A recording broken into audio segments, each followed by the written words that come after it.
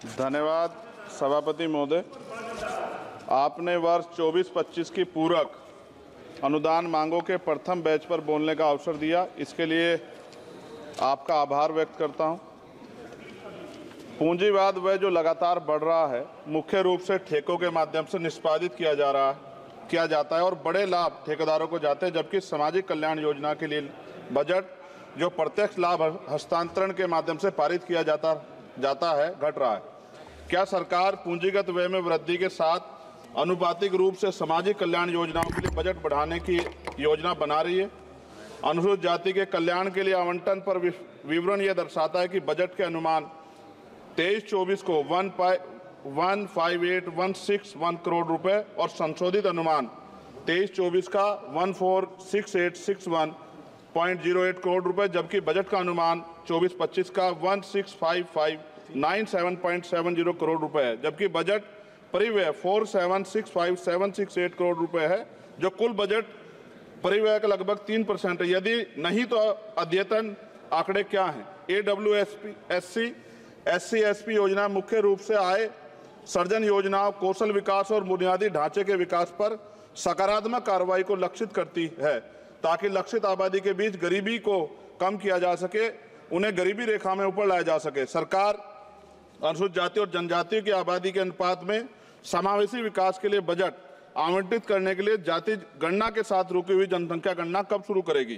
क्या सरकार बताएगी कि वर्ष 14-15 से वर्ष 23-24 तक प्रत्येक वित्तीय वर्ष के अनुसार SC/ST और TSP के तहत बजट की वह स्थिति क्या है? वित्तीय वर्ष 2014-15 से वित्तीय वर्ष 23-24 तक SC/ST और TSP बजट का लंबित बैकलॉग क्या है और बैकलॉग को कम करने के लिए क्या योजना है? क्या महात्मा गांधी राष्ट्रीय ग्रामीण रोजगार गारंटी योजना कार्यक्रम पर मद से 1 से पता चलता है कि 23-24 का वास्तविक व्यय 90806 करोड़ रुपए था और 24-25 का बजट अनुमान केवल 86,000 करोड़ रुपए था, जिसमें ग्रामीण श्रमिकों को रोजगार की गारंटी देने के लिए मनरेगा अधिनियम 2005 के तहत 100 दिन में काम देखते हुए भारी कमी की गई है। क्यों? 13.07 करोड़ सक्रिय श्रमिकों को दर्शाता है, जबकि बजट आवंटन 92.56 करोड़ 2024-25 में व्यक्तिगत दिवस सर्जित किए गए, यानी कि अब तक 7 दिन का रोजगार सर्जित किया गया। शायद G20 शिखर सम्मेलन दिनांक 7 फरवरी 2024 के वक्तव्य में संशोधित अनुमान के 74524.29 करोड़ रुपए की खर्च के संकेत दिया गया, जो बदल सकता है। बजट अनुमान 24-25 के तहत सक्रिय जॉब कार्ड धारक श्रमिकों को कितने दिनों की गारंटी कार्ड नौकरी की योजना बनाई गई है? राष्ट्रीय स्तर पर औसत दैनिक मजदूरी भुगतान क्या है? यदि सभी सक्रिय कार्ड धारक श्रमिक 100 दिन काम करते तो कितने बजट की आवश्यकता है? क्या मुफ्त अनाज देने के साथ साथ अतिरिक्त नौकरियां देना उचित नहीं? क्या यह वांछनीय नहीं कि सक्रिय कार्ड धारक श्रमिकों को कम से कम 6 महीने में 180 दिन की आजीविका रोजगार सुनिश्चित करने के लिए मनरेगा निधि में वृद्धि की जाए, ताकि उनमें अपनी रोटी कमाने का गर्व की भावना पैदा और सम्मान के साथ जीने का अधिकार को बढ़ावा मिले? स्कूली शिक्षा और साक्षरता विभाग पर समग्र शिक्षा बजट अनुमान लगभग 10.5% कम दर्शाता है। समग्र शिक्षा बजट अनुसूचित जाति और जनजाति की संख्या के अनुरूप है क्या?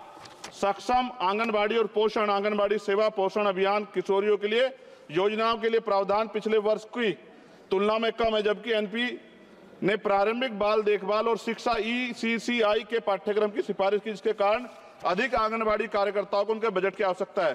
क्या अधिकांश आंगनबाड़ी कार्यकर्ता SC और ST समुदाय से? कृपया सामान्य कर्मचारियों के साथ साथ राज्यभर तैनात अनुसूचित जाति और जनजाति कर्मचारियों का विवरण साझा करें।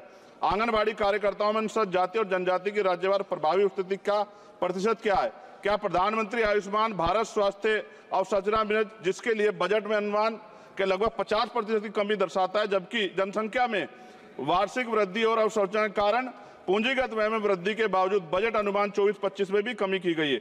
आप स्वास्थ्य में व्यय को किस प्रकार बढ़ाएंगे तथा इसमें GDP के 6% के स्वीकार्य स्तर पर लाने का प्रस्ताव रखते हैं? अनुसूचित जातियों की लगभग 80% आबादी सीमांत किसानों और दिहाड़ी मजदूर से बनी, जो गांव में रहते हैं, जबकि शेष आबादी शहरी क्षेत्रों में रहती है। इसलिए क्या बड़े पैमाने पर कृषि भूमि पर काम करने वाले दिहाड़ी प्रवासी मजदूरों के लिए किसान सम्मान निधि स्वीकार्य है? यदि हाँ, तो अनुसूचित जाति और जनजातियों के अनुसूचित जाति मजदूर और सीमांत किसानों के राज्यभर कितनी किसान सम्मान निधि दी गई, क्योंकि योजना का नाम किसान सम्मान निधि है। प्रस्तावित यूरिया सब्सिडी अनुसूचित जाति जनजाति किसानों की प्रतिशत जनसंख्या के अनुरूप तथा आप अनुसूचित जाति जनजाति किसानों के राज्यभर लाभार्थी जनसंख्या के बारे में जानकारी देंगे। क्या किसानों को लीगल एमएसपी की गारंटी का लाभ मिलेगा, देने को योजना है? वित्त मंत्री बताने कृपा करें, प्रधानमंत्री फसल बीमा योजना अनुसूचित जाति और जनजाति किसानों के पास कितनी भूमि है? माननीय कृषि मंत्री से अनुरोध है कि वो सामान्य समुदाय की भूमि के सापेक्ष अनुसूचित जाति और जनजाति की भूमि का राज्यवार विवरण दे। क्या प्रधानमंत्री उच्चतर शिक्षा प्रोत्साहन पीएम यूपीएससी, खत्म कर रहा हूं सर, लगभग 23% की कमी दर्शाता है? क्या प्रधानमंत्री उच्चतर शिक्षा प्रोत्साहन पीएम यूएसपी योजना के तहत प्रावधान एससी और एसटी की आबादी को ड्रॉप आउट के अनुरूप है? यदि हाँ तो pre matric, post matric, graduation और पोस्ट ग्रेजुएशन के प्रत्येक स्तर पर एससी एसटी छात्रों ओबीसी छात्रों के ड्रॉप आउट दर क्या है? इसे कैसे कम किया जाएगा? उच्चतर शिक्षा प्रोत्साहन से राज्यभर अनुसूचित जाति और जनजाति लाभार्थियों का प्रतिशत कितना है? प्रधानमंत्री आवास योजना ग्रामीण बजट में कटौती के बावजूद उच्च आवंटन के कारण एससी और एसटी के अधिक घर बनाए गए हैं क्या? संशोधित बजट 2023-2024 में कटौती का क्या प्रभाव पड़ा? वर्ष 23-24 और 2023-24 के राज्यभर 22-23 और 23-24 के राज्यभर एससी एसटी समुदाय के साथ सामान्य समुदाय कितने घर दिए गए? सरकार द्वारा एससी एसटी और सामान्य समुदाय के राज्यभर कितने घर आवंटित हैं? क्या सरकार एससी और एसटी उम्मीदवारों की आवंटित घर की सूची पते के साथ राज्यभर दे सकती है? और अंत में महोदय, सबसे ज्यादा जरूरी है एससी एसटी वर्गों ओबीसी वर्गों की जान की सुरक्षा। एनसीआरबी का डाटा यह कहता है कि इतनी महिलाओं पे रेप एससी एसटी की और हत्याएं होती हैं, आज भी जुल्म होता है और कहीं कोई सुनवाई नहीं है, ना राज्य सुनता है। और केंद्र को, क्योंकि हम केंद्र से जुड़े हुए हैं, हम लोग केंद्र में कहते हैं तो वो राज्य के ऊपर छोड़ देते हैं। क्या दलित आदिवासी पिछड़ों को मरने के लिए छोड़ दिया जाए? क्या उनके जीवन का कोई मोल नहीं है? क्या उनकी बेटियों का सम्मान नहीं है? क्या उनकी बेटियां देश की बेटियां नहीं है?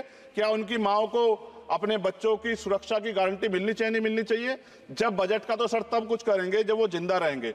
मैं लगातार इस पे आवाज उठा रहा हूं और मुझे नहीं लगता कि इस पे कोई उम्मीद हमें ज्यादा बची है। मैं आपके माध्यम से प्रधानमंत्री से मांग करता हूं कि इन वर्गों की सुरक्षा की व्यवस्था सुनिश्चित किया जाए। जब जिएंगे तभी तो कुछ आगे बढ़ेंगे, और अभी तो 75 साल बाद कहां खड़े हैं, ये किससे छिपा बानी। बहुत बहुत धन्यवाद श्री दर्शन, आपने मुझे मेरी बात रखने का मौका दिया।